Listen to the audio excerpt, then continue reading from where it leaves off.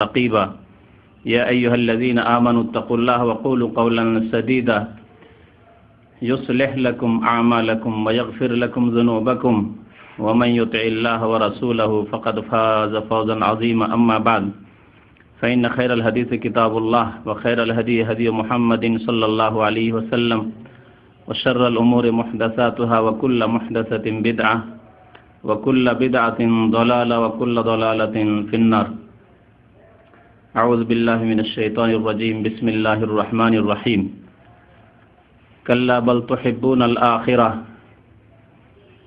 كلا بل تحبون العاجلة وتذرون الآخرة وقال الله تعالى في موضع آخر وللآخرة خير لك من الأولى মহান আল্লাহর সমস্ত প্রশংসা যে আল্লাহ পাক রব্বুল আলামিন আমাদেরকে সৃষ্টি করেছেন এবং আমাদের জন্য একটি সময় নির্ধারিত করেছেন, যে সময় এই পৃথিবীতে দুনিয়াতে আমাদেরকে কাটাতে হবে। তারপরে আল্লাহ পাক রব্বুল আলামিন আমাদের ভাগ্যে লিখে রেখেছেন মওত। এই মওতের মাধ্যমে আমাদেরকে আখিরাতের পরকালের সফর করতে হবে। দরুদ ও সালাম নাযিল হোক প্রিয় নবী মুহাম্মদুর রাসূলুল্লাহ সাল্লাল্লাহু আলাইহি সাল্লামের প্রতি, যিনি সবচাইতে বেশি আল্লাহকে ভয় করতেন, সবচাইতে বেশি পরকাল সম্পর্কে চিন্তাশীল ছিলেন। আল্লাহুম্মা সাল্লি আলাইহি আল্লাহুম্মা বারিক আলাইহি। আজকের জামানায় ধন সম্পদের এবং পার্থিব নিয়ামতের এত বেশি প্রাচুর্যতা এসেছে যে যার ফলে অধিকাংশ মানুষ দিন থেকে গাফিল, বরং অধিকাংশ মানুষ না বলে যদি বলি অধিকাংশ মুসলিম দিন থেকে, আল্লাহ থেকে, পরকাল থেকে গাফিল, তাহলে সেটি হবে ঠিক। কারণ মানুষ তো অধিকাংশ সব যুগেই গাফিল থেকেছে, কিন্তু মুসলিম অধিকাংশ গাফিল তা আমাদের স্বর্ণ যুগে ছিল না। দীর্ঘদিন ধরে নবী করিম সাল্লাল্লাহু আলাইহি ওয়াসাল্লামের তরবিয়তের বরকতে মানুষ ছিল দিনমুখী, আল্লাহমুখী, পরকালমুখী, দুনিয়ামুখী ছিল না। কিন্তু ধীরে ধীরে ধীরে মানুষের ঈমান দুর্বল হয়ে পড়ায়, আল্লাহর প্রতি বিশ্বাস কমজোর হয়ে যাওয়ায়, পরকালের প্রতি বিশ্বাস ঈমান কমজোর হয়ে যাওয়ায় এবং ধন সম্পদ মানুষের হাতে খুব বেশি চলে আসায়, দুনিয়ার আরামের যেসব বস্তু রয়েছে সেগুলি মানুষের হাতে চলে আসায় মানুষ দুনিয়ামুখী হয়ে পড়েছে, আখিরাতকে পিছনে ছেড়ে দিয়েছে। অথচ জ্ঞানীর পরিচয় হচ্ছে আখিরাতমুখী হওয়া। জ্ঞানীর পরিচয় হচ্ছে যে যেখানে চিরকাল থাকতে হবে সেখানকার জন্য কাজকর্ম করা। আমরা এই জ্ঞানটুকু দুনিয়ার ক্ষেত্রে রাখি, যার ফলে আমরা বিদেশে প্রবাসী, আমরা সবাই প্রবাসে আছি। এখানে আমরা প্রবাসী জীবনে আছি, আমরা সব সময় চিন্তা করছি দেশে গিয়ে কি করব, দেশে গিয়ে কি করব, দেশে গিয়ে কিভাবে জীবন যাপন করব, দেশে ছেলে মেয়েদেরকে কি করে মানুষ করব, দেশে কি করে সুখী হব। আমরা এখানে বেশি সুখী হয়ে থাকার কথা চিন্তা করি না। আমরা চিন্তা করি যে এখানে যদি কঠোর মেহনত পরিশ্রম করতে হয়, কিন্তু পরে দেশে গিয়ে যাতে করে একটা কিছু করে বসা যায়, করে খাওয়া যায়। এই জ্ঞানটুকু দেওয়ার জন্য কোনো বক্তব্যের প্রয়োজন হয় না, কোনো ওয়াজ উপদেশের প্রয়োজন হয় না, এইটুকু সবার জ্ঞানে আছে। কিন্তু মওত সম্পর্কে, পরকাল আখিরাত সম্পর্কে মানুষকে ওয়াজ করেও, উপদেশ দিয়েও, কোরআন এবং হাদিস, আল্লাহ এবং রাসূলের কথা বলেও বোঝানো যায় না। অথচ প্রিয় নবী মুহাম্মদুর রাসূলুল্লাহ সাল্লাল্লাহু আলাইহি সাল্লাম জ্ঞানীর পরিচয় সম্পর্কে বলেছেন, আল কাইয়্যিসু মান দানা নাফসাহ ওয়া আমিলা লিমা বাদাল মউত। জ্ঞানবান ব্যক্তি, বুদ্ধিমান ব্যক্তি ওই ব্যক্তি যেই ব্যক্তি মান দানা নাফসাহ, নিজের নফসের, নিজের জীবনের হিসাব নিকাশ নিজেই করে যে আমি সৎ লোক না অসৎ লোক, আমি ভালো কাজ করছি না মন্দ কাজ করছি, আমি আল্লাহর কাছে গিয়ে জবাবদেহি করতে পারবো না পারবো না, আমি পাস করতে পারবো না ফেল করে যাব, আমি নামাজে পাস কিনা, আমি আমার রোজায় পাস কিনা, আমি আমার জাকাতে পাস কিনা, আমি আমার মাতা পিতার খেদমত সেবায় পাস কিনা, আমি মানুষের সাথে আদান প্রদানের ক্ষেত্রে, চালচলনের ক্ষেত্রে, আখলাক ব্যবহারের ক্ষেত্রে পাস কিনা, আমি কি আজকে মানুষের উপর জুলম অত্যাচার করেছি, আমি কি আজকে গীবত করেছি, আমি কি চুগলখড়ি করেছি, আমি কি আজকে কোনো হারাম কিছু দেখেছি, হারাম কথা বলেছি, অশ্লীল কথা বলেছি বা অশ্লীল আচরণ করেছি ইত্যাদি।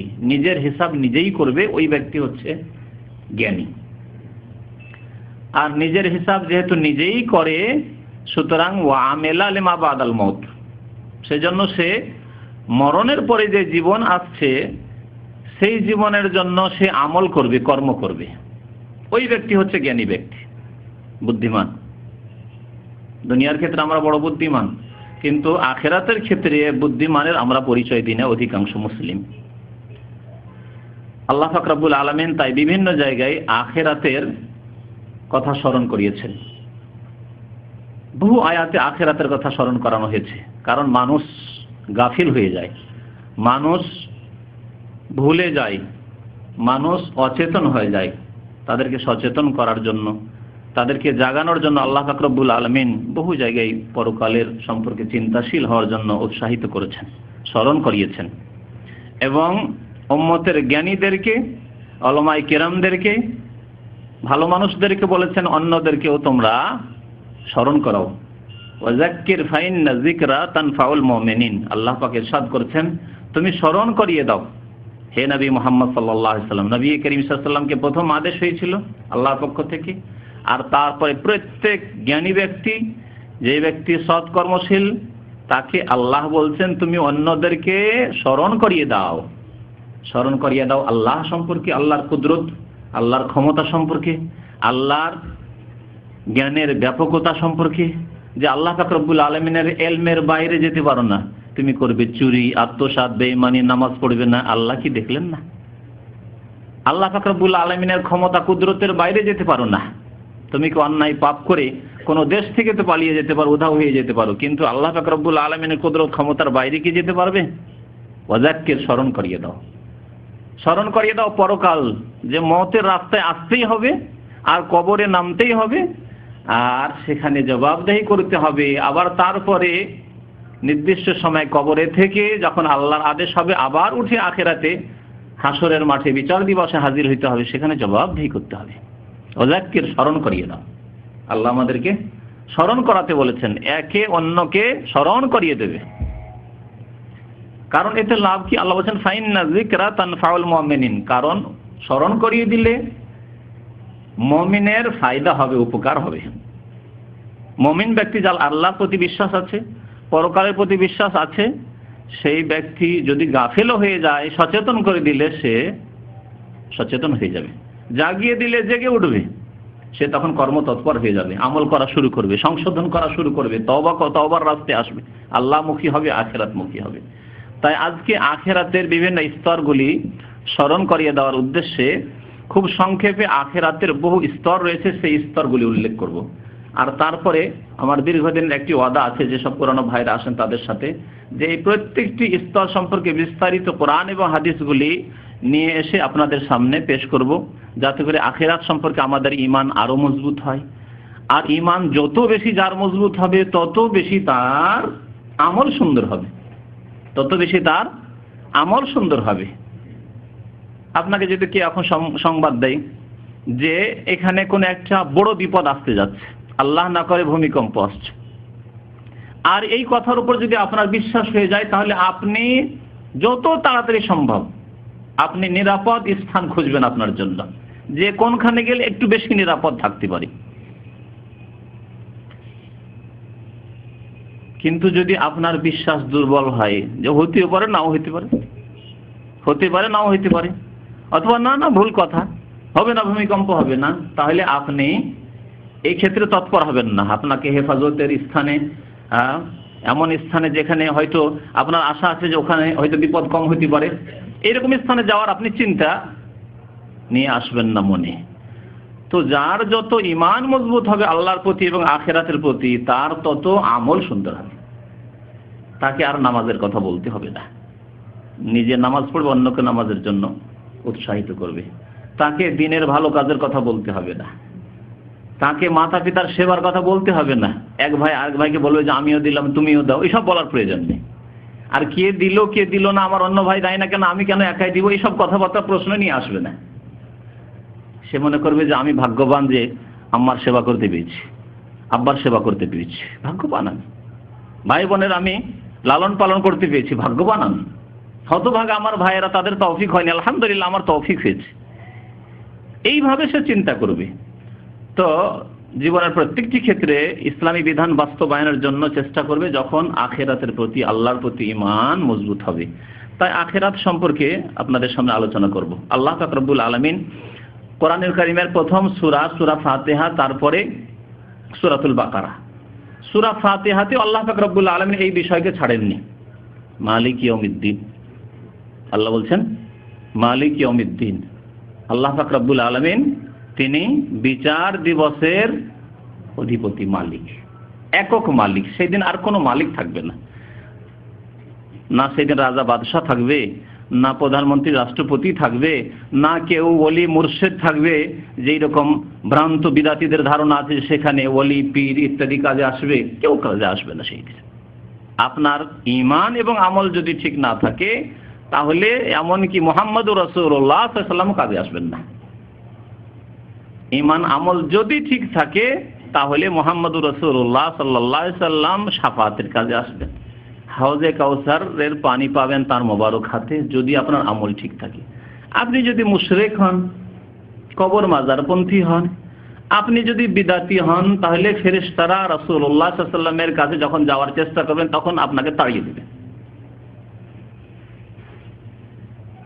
এই জন্য নবী করিম সাল্লাল্লাহু আলাইহি ওয়াসাল্লাম ফাতেমা রাদিয়াল্লাহু তাআলা আনহাকে বহু সময় বলতেন, ইয়া ফাতেমা বিনতা মুহাম্মদ, হে মুহাম্মাদের মেয়ে ফাতেমা, সালিনি মিম্মালি মা শিতি, আমার কাছ থেকে টাকা পয়সা ধন দৌলত যদি কিছু চাইতে হয়, দুনিয়ার কিছু চাইতে হয়, মাল চাইতে হয়, যা ইচ্ছা তুমি চাও, যা আছে আমি দেওয়ার চেষ্টা করব, পারলে দেব।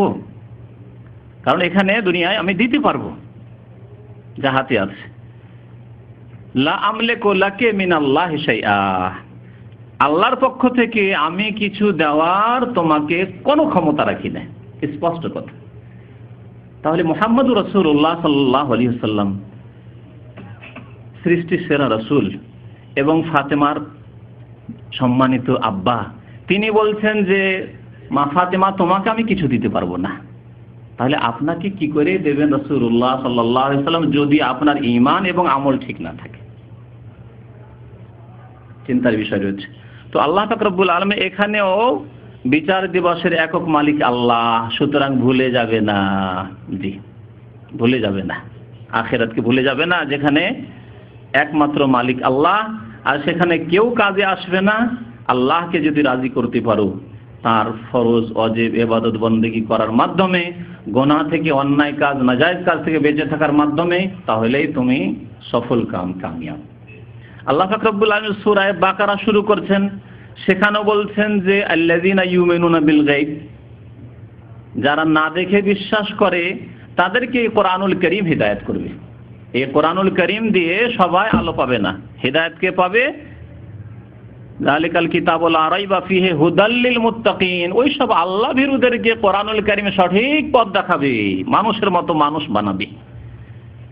কারা? আল্লাযীনা ইউমিনুনা বিল গায়ব, যারা না দেখে বিশ্বাস করে। অনেক কিছুই দেখে না, আল্লাহ বলেছেন, তার রাসূল বলেছেন, সুতরাং বিশ্বাস করে। জান্নাত দেখে না, জাহান্নাম দেখে না, কবরের আযাব দেখে না, কবরে কি অবস্থা হচ্ছে তা দেখে না, কিন্তু ইউমিনুনা বিল গায়ব, না দেখে বিশ্বাস করে। মওতের সময় পাপিষ্টের কি অবস্থা হচ্ছে, গুনাহগার ফাসিকের কি অবস্থা হচ্ছে তা দেখে না। চোখের সামনে একজন লোক মরে গেল, দেখলো না, গুনাহগার, কি যে অবস্থা হলো, কত যে আযাব তার হলো, দেখলো না। ইউমিনুন বিল গায়ব, না দেখে বিশ্বাস করে, কারণ আল্লাহ বলেছেন, তার রাসূল বলেছেন। তারপরে আল্লাহ পাক রব্বুল আলামিন আখিরাতের কথা বলছেন তারপরের আয়াতগুলিতে, ওয়াল্লাযীনা ইউমিনুনা বিমা উনজিলা ইলাইকা ওয়া মা উনজিলা মিন ক্বাবলিক ওয়া বিল আখিরাতি হুম ইউকিনুন। কোন লোকদেরকে এই কোরআনুল কারীম দিয়ে আল্লাহ হেদায়েত করবেন যারা আখিরাতের উপর ইয়াকিন রাখে। কবিল আখিরাতে হুম ইউকিনুন, দৃঢ় বিশ্বাস রাখে, দুর্বল বিশ্বাস নয়, ইউকিনুন ইয়াকিন রাখে। চোখে দেখার মতো, চোখে দেখতে পাচ্ছেন আগুন জ্বলছে, ওই রকমই যেন আপনি জান্নাত দেখতে পাচ্ছেন, জাহান্নাম দেখতে পাচ্ছেন, জাহান্নামে আগুন জ্বলছে। চোখে দেখতে পাচ্ছেন কোনো আপনি রাজপ্যালেস চিন্তা করেন, যদিও দুনিয়ার সারা বিশ্বের সমস্ত নিয়ামতকে যদি এক জায়গায় করে দেওয়া হয়, জান্নাতের সামান্য সামান্য ক্ষুদ্র জিনিসের সাথে তার কোনো তুলনা চলে না।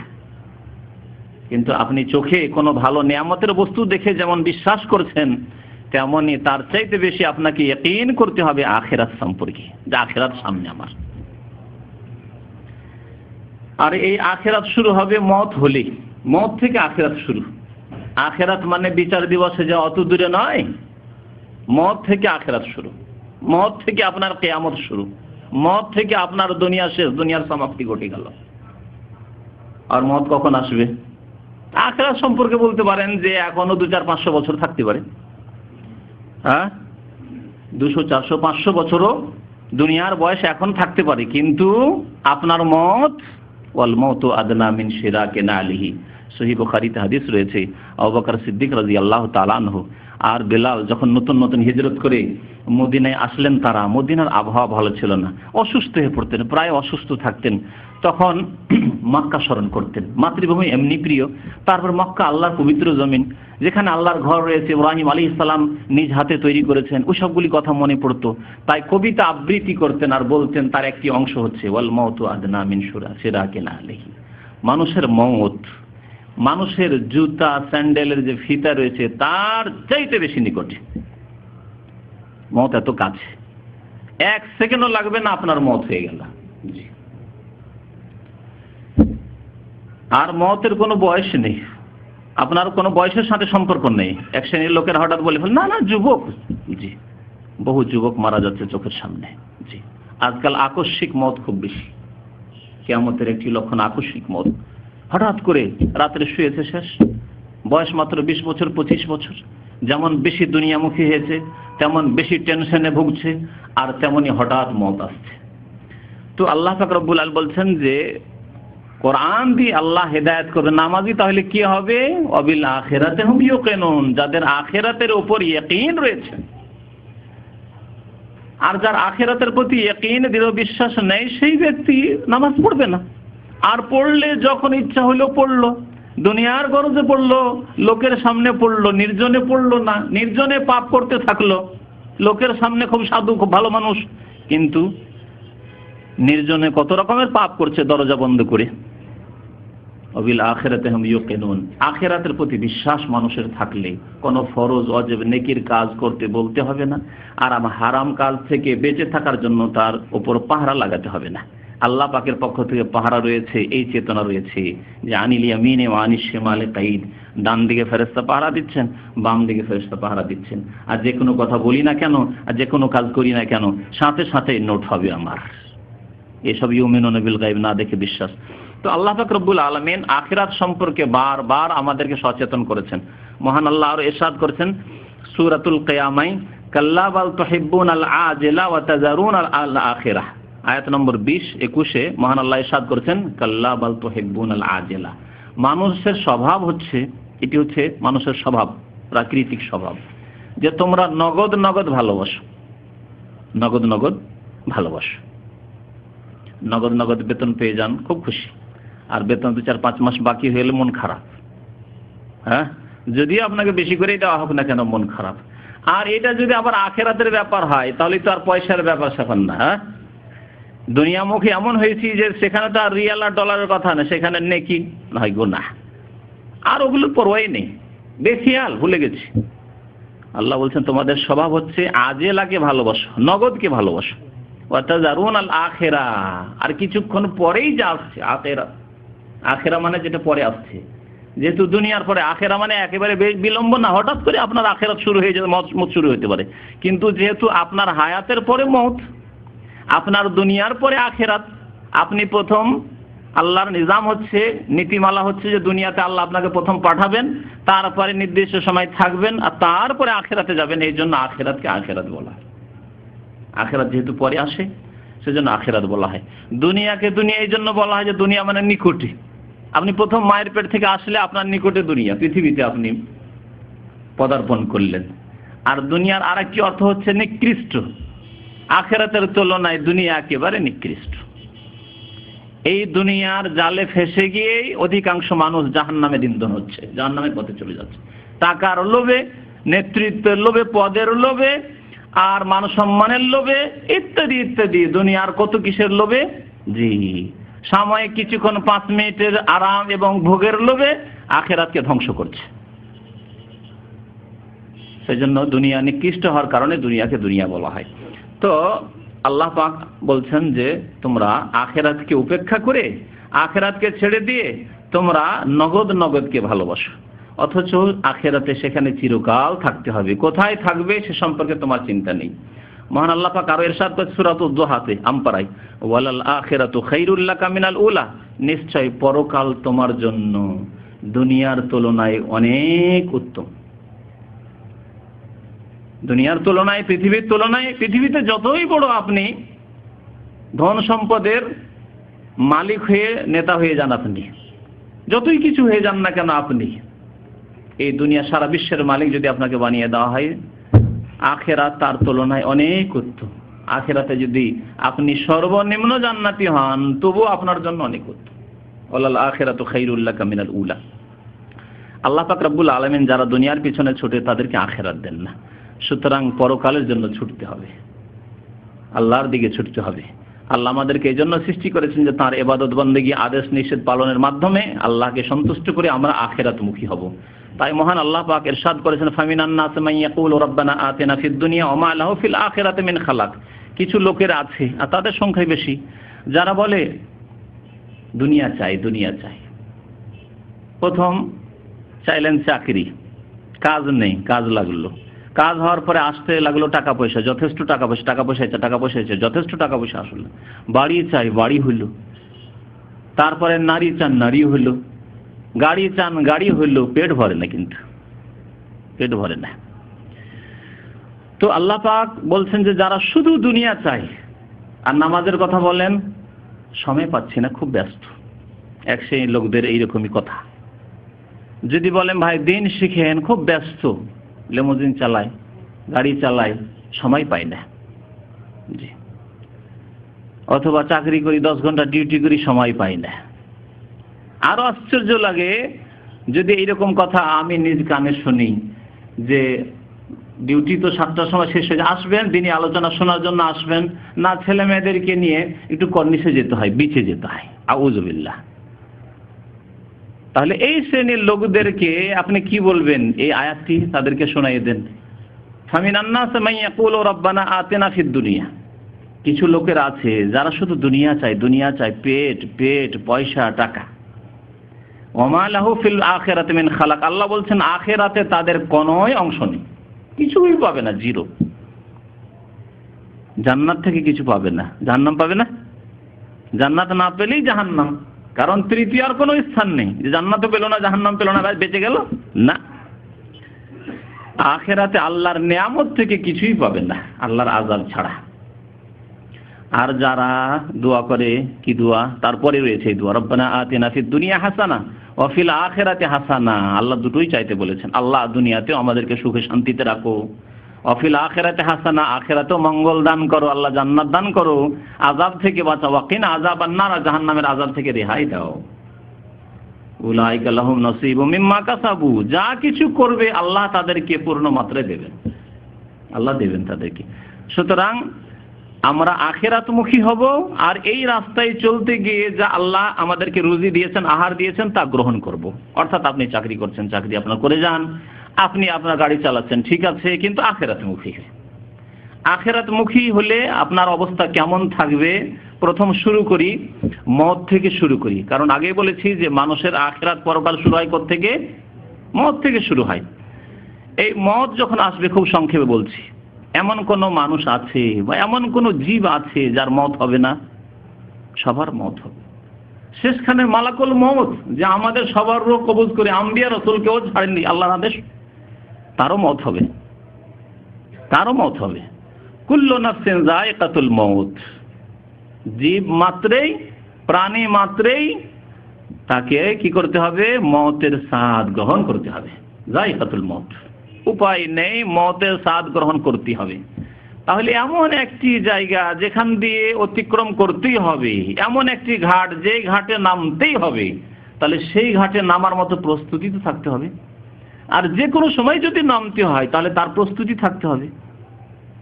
আপনি যদি চিন্তা করুন, বিদেশে কাজ করছেন, চাকরি করছেন, যে কোনো সময় আপনার সফর হতে পারে, আর এক্সিটের সফর, তাহলে আপনাকে আপনার মাল সামান তৈরি রাখতে হবে। বিশেষ করে যেসব জিনিস নেওয়া জরুরি, যা দেশে পাবেন না, দুনিয়ার ক্ষেত্রে বলতে হয় না, এই ক্ষেত্রে প্রস্তুত। যে কোনো সময় আপনাকে বলা, যে কোনো সময় আপনার সফর হতে পারে, 10 মিনিটের মধ্যে সফর হতে পারে আপনার। দুনিয়ার মালিক 10 মিনিটে অনেক সময় সফর করাতে পারে না, কিন্তু আল্লাহ পাক রব্বুল আলামিন, যিনি আপনার মালিক, আমার হায়াত, আপনার হায়াতের মালিক, 1 সেকেন্ডের মধ্যেই সফর করিয়ে দিবেন। তাহলে আমাদের কেমন প্রস্তুতি থাকতে হবে? এই প্রস্তুতির নাম নবী করিম সাল্লাল্লাহু আলাইহি ওয়াসাল্লাম বলেছেন, মান আহাব্বা লিকা আল্লাহ আহাব্বাল্লাহু লিকাহু। মওতের যখন মুহূর্ত চলে আসে, সেই সময় যে ব্যক্তি আল্লাহর সাক্ষাৎকে ভালোবাসে, আল্লাহ তার সাথে সাক্ষাৎ করাকে ভালোবাসে। আল্লাহ চাই যে ওই বান্দা আসুক, আমার সাথে সাক্ষাৎ করুক, আমার নিয়ামত পাক চলে আসুক। ওমান কারিহা লিকা আল্লাহ, আর মওতের মুহূর্তে যখন আযাবের ফেরেশতাদেরকে দেখবে তখন পালাতে চেষ্টা করবে, কিন্তু উপায় তো নেই, যেতেই হবে। যেই ব্যক্তি আল্লাহর সাথে সাক্ষাৎ করাকে পছন্দ করে না, ঘৃণা করে, যেতে চায় না, সে মরতে চায় না, আল্লাহ ঘৃণা করে যে এই খবিস আত্মা যেন না আসে। কারিহা আল্লাহু লিকা।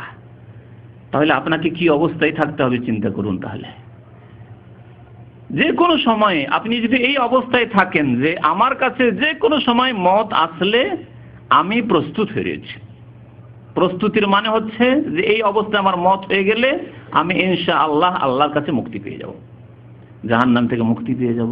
আল্লাহর কাছে আশা করি আমি আল্লাহর রহমত হবে আমার ঈমান এবং আমলের বরকতে। ঈমান এবং নেক আমলের কারণে আল্লাহর রহমত আমার উপরে হবে। আল্লাহর রহমত ছাড়া কেউ জান্নাতে যেতে পারবে না, কিন্তু বিনা ঈমান এবং সৎ আমলে আল্লাহর রহমতও হবে না। মনে রাখুন ভালো করে এই কথাটি। কারণ অনেকে আল্লাহর রহমতের আশা করে, জাতিগত মুসলমান, আল্লাহ গাফুরুর রহিম, আল্লাহ মাফ করবেন, আল্লাহ রহমান, আল্লাহ দয়াবান, আল্লাহ দয়া করবেন, আল্লাহর রহমত আল্লাহর গজব চাইতে বেশি, ইত্যাদি এইসব কথাবার্তা বলে, কিন্তু ঈমান নেই, অথবা ঈমান থাকলে বিশ্বাস আছে বলে কিন্তু আমল নেই, নামাজ ঠিক নেই, না, মিথ্যুক। এবং তার এই আশা নিরাশায় পরিণত হবে। সুতরাং আপনাকে এমন প্রস্তুত থাকতে হবে যে যে কোনো সময় মওত আসলে আমি হাজির আছি। আল্লাহর ডাক আসলে ফেরেশতা এসে বলছে সময় হয়ে গেছে, উখরুজি আইয়ুহাতুহান নাফস, আমি বলবো লাব্বাইক, হাজির আছি। এইরকম ভাবে আপনাকে মানসিক দিক থেকে প্রস্তুত থাকতে হবে, আমল ঈমানের দিক থেকে প্রস্তুত থাকতে হবে। তো বলছিলাম মওতের কথা। আল্লাহ পাক রব্বুল আলামিন প্রত্যেক ব্যক্তির জন্য মওত লিখে দিয়েছেন, কুল্লু নাফসিন যায়িকাতুল মওত ওয়া নাবলুকুম বিশ-শাররি ওয়াল খাইরি ফিতনাহ। আল্লাহ বলেন ভালো মন্দ দিয়ে তোমাদেরকে পরীক্ষা করে থাকি, ভালো মন্দ দিয়ে আমি পৃথিবীতে পরীক্ষা করে থাকি। ওয়া ইলাইনা তুরজাউন, আর আমার কাছে তোমাদেরকে ফিরে আসতে হবে। সূরা আম্বিয়া আয়াত নম্বর 35। মহান আল্লাহ আরো ইরশাদ করেছেন, কুল্লু নাফসিন যায়িকাতুল মওত ওয়া ইন্নামা তুওয়াফাউনা উজুরাকুম ইয়াওমাল কিয়ামাহ, সূরা আলে ইমরান আয়াত নম্বর 185। আল্লাহ বলছেন যে প্রত্যেক ব্যক্তিকে মওতের স্বাদ গ্রহণ করতে হবে এবং কিয়ামতের দিনে তাদেরকে পুরোপুরি তাদের প্রতিদান দেওয়া হবে। সুতরাং সেই দিন কামিয়াব ওই ব্যক্তি যেই ব্যক্তি জাহান্নাম থেকে বাঁচতে পারল। আপনি সব সময় প্রস্তুত থাকেন যে আপনি জাহান্নাম থেকে বাঁচতে পারবেন কিনা, আপনি জান্নাতে যেতে পারবেন কিনা। যদি আপনার আল্লাহর প্রতি ঈমান থাকে, আখিরাতের প্রতি ঈমান থাকে, জান্নাত এবং জাহান্নামের প্রতি ঈমান থাকে। ফামান যুহজিহা আনিন নার ওয়া উদখিলাল জান্নাহ, সুতরাং যেই ব্যক্তিকে জাহান্নাম থেকে রেহাই দেওয়া হলো আর জান্নাতে দাখিল করা হলো, ফাকাদ ফাজ, সেই ব্যক্তি কামিয়াব। ওমাল হায়াতুদ দুনিয়া ইল্লা মাতাউল গুরুর, আর পার্থিব জীবন হচ্ছে প্রতারণার আসবাবপত্র। দুনিয়ার যে ক্ষণিকের ভোগবিলাসের বস্তুগুলি রয়েছে, এগুলি ধোঁকা খেয়ে থাকবেন না। চিরকাল সেখানে থাকতে হবে, সেখানকার বাসস্থানকে সুন্দর করতে হবে। আমরা নিজের ঘরকে সাজাই, যেখানে চিরকালের ঘর, এখানে টেম্পোরারি বাসা নিয়ে আছেন, বাসাকে বেশি সাজান না, আর যে কোনো সময় তো এক্সিট লেগে যেতে পারে। আপনি নিজের বাড়িকে সাজাচ্ছেন, এখানে কোনোদিনই নতুন করে আপনি আপনার ঘরকে সাজাবেন না। আর যথেষ্ট টাকা পয়সা যা কিছু আয় উপার্জন করছেন তা দিয়ে কখনো করবেন না। এই রকমের বেকুফি কেউ করে না, কিন্তু আখেরাতের ক্ষেত্রে এই বেকুফি অনেকেই বা অধিকাংশ মানুষই আমরা করে থাকি। মওত যখন হয়ে গেল তখন দ্বিতীয় যে স্থান আসলে তা হচ্ছে কবর। কবর খুব সংক্ষেপে এই স্তরগুলি বলে যায়, আর তারপরে ইনশাআল্লাহ তাআলা বিস্তারিত সম্পর্কে আলোচনা হবে। কবরের কথা আল্লাহ পাক রব্বুল আলামিন কোরআনে কারিমে উল্লেখ করেছেন ইশারা ইঙ্গিত, কবরের জীবনের কথা।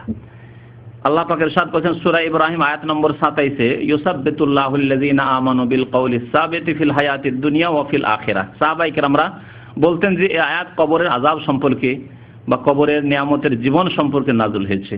কবরের আযাবের যে হাদিস বর্ণনা করেছেন বারা বিন আযিব রাদিয়াল্লাহু তাআলা আনহু, তাতে এই আয়াত উল্লেখ করেছেন তিনি, যে মুমিনদেরকে জিজ্ঞাসা করা হবে 3টি প্রশ্ন। কাফের ফাসিক হলেও তাদেরকে জিজ্ঞাসা করা হবে, মুমিন সেসব প্রশ্নের উত্তর দেবে। আর কাফের জবাব দিতে পারবে না, মুনাফিক জবাব দিতে পারবে না, যে বেআমল বেনামাজি জবাব দিতে পারবেন বলে হা হা লা আদরি, আমি তো তেমন কিছু জানি না, লোকেরা যা করতো তাই করতো, আমি তেমন কিছু বুঝি না। তো সেই সময় মুমিন যখন জবাব দিবে 3টি প্রশ্নের, সেই মর্মে আল্লাহ পাক এই আয়াত নাযিল করেছে, ইউসাব্বিতুল্লাহুল্লাযীনা আমানু, মুমিনদেরকে আল্লাহ পাক সেখানে অটল রাখবেন, সেখানে তাদের পা পিছলিয়ে যাবে না, পদস্খলন ঘটবে না।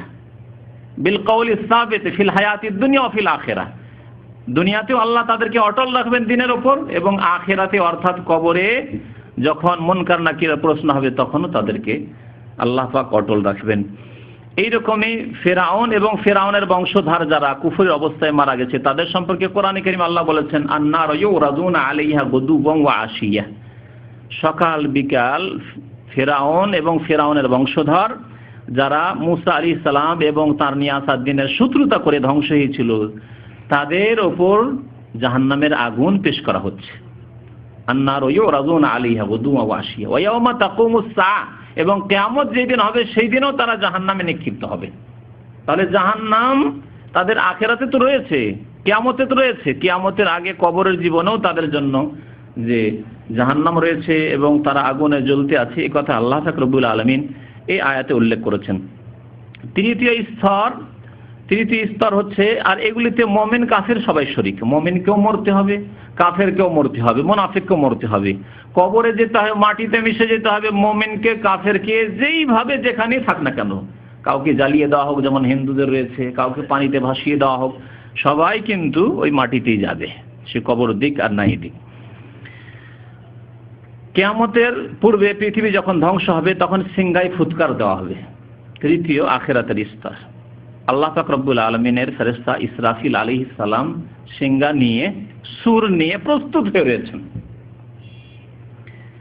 এই ফুৎকার 2টি হবে না 3টি হবে, উলামায়ে কেরামদের ইখতিলাফ রয়েছে, কারো মতে 2টি ফুৎকার দেওয়া হবে, কারো মতে 3টি ফুৎকার দেওয়া হবে। যাই হোক না কেন, আল্লাহ পাক এই ফুৎকারের কথা সিংহায় উল্লেখ করে বলছেন, ওয়ানফিখা ফিস সূর, সূরে সিংহায় ফুৎকার দেওয়া হবে, ফুঁক দেবেন ইসরাফিল আলাইহিস সালাম। ফাসাইকা মান ফিস সামাওয়াতি ওয়া মান ফিল আরদ ইল্লা মান শাআল্লাহ, আকাশ এবং জমিনে যে কেউ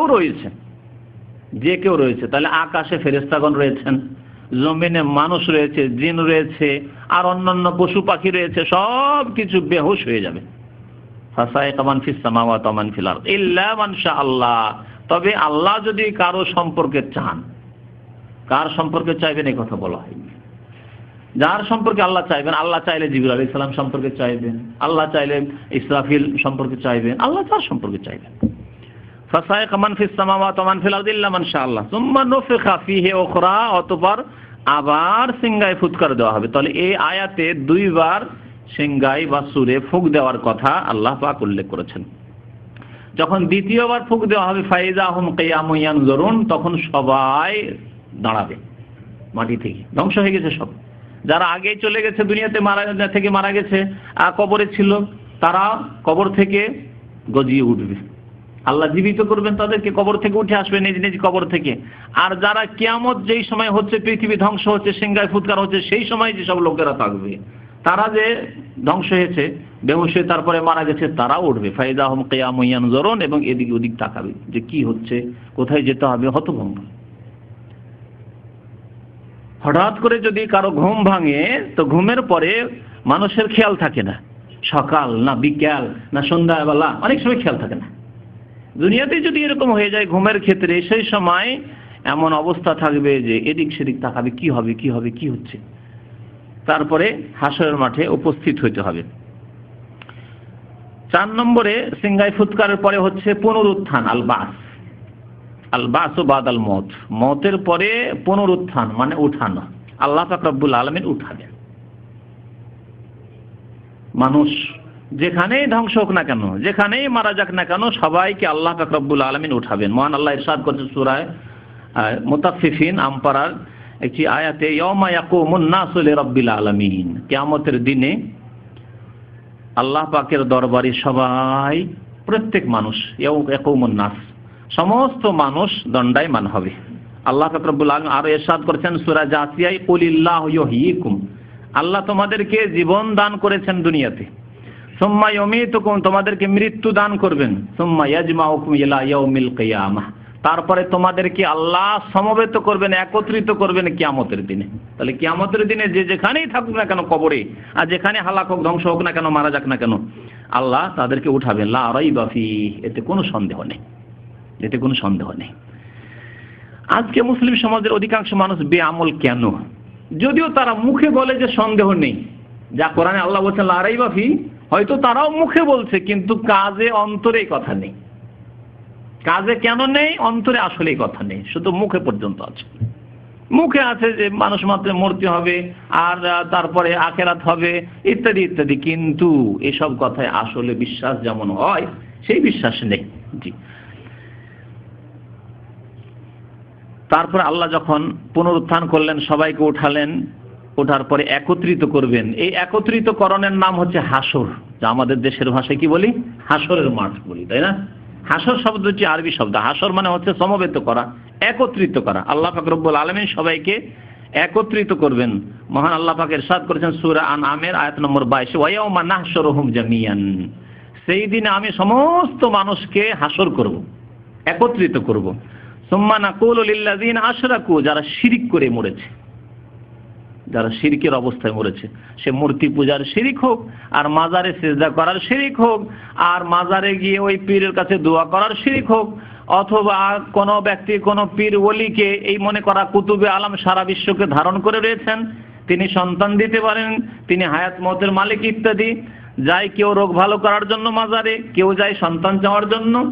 সমস্ত মুশরিকদেরকে আল্লাহ বলবেন, আইনা শুরাকাউকুম, তোমরা যেসব উপাস্যকে ডাকতে তারা কোথায়? তোমাদের শরীকরা কোথায়? যাদেরকে আমার শরীক করেছিলে, কেউ জিলানিকে, কেউ চিশতিকে, কেউ শেখ শাহজালালকে, কেউ আটরসিকে, কেউ মাইজভান্ডারিকে করেছিলে, আইনা শুরাকাউকুম, তারা কোথায়? ডেকে নিয়ে আসো, তাদের বাদশাহী দেখি, তাদের রাজত্ব একটু দেখি, আজকে তোমাদেরকে মুক্তি দিচ্ছে কেমন করে। আইনা শুরাকাউকুম আল্লাযীনা কুনতুম তাজউমুন, যে ভ্রান্ত ধারণা তোমাদের ছিল তাদের সম্পর্কে, যে তারা তোমাদের উদ্ধার করতে পারে, তারা তোমাদের মনের আশা পূরণ করতে পারে, তারা কোথায়? তারপরে 6 নম্বরের আখিরাতের স্তর হচ্ছে শাফাআত। এই শাফাআত শুধু মুমিনদের সাথে খাস। তাহলে মুশরিকের জন্য হবে না, মুনাফিকের জন্য হবে না, কাফেরের জন্য হবে না। মুমিন যখনই বলবো, তো মুমিনের বিপরীত হচ্ছে এই 3 শ্রেণীর মানুষ। মুশরিক, যারা শিরক করে মারা গেছে; কাফের, যারা অস্বীকার করে মারা গেছে, শিরকও করেনি, কাউকে সিজদা না, কবরে সিজদা করতে গেছে না, দেবী দেবতাকে সিজদা করেছে, কিন্তু আল্লাহকে স্বীকার করেনি, অথবা আল্লাহকে স্বীকার করলো, আখিরাতকে স্বীকার করেনি, কোরআনকে স্বীকার করেনি, এসবের প্রতি ঈমান নিয়ে আসেনি। ইসলামের কোন একটি বিধানকে অস্বীকার করেছে, ইসলাম নষ্টকারী কোন এমন একটি কাজ করেছে যার ফলে সে ইসলামকে নষ্ট করে ফেলেছে, কাফের। এইরকমের যেই ব্যক্তির নাম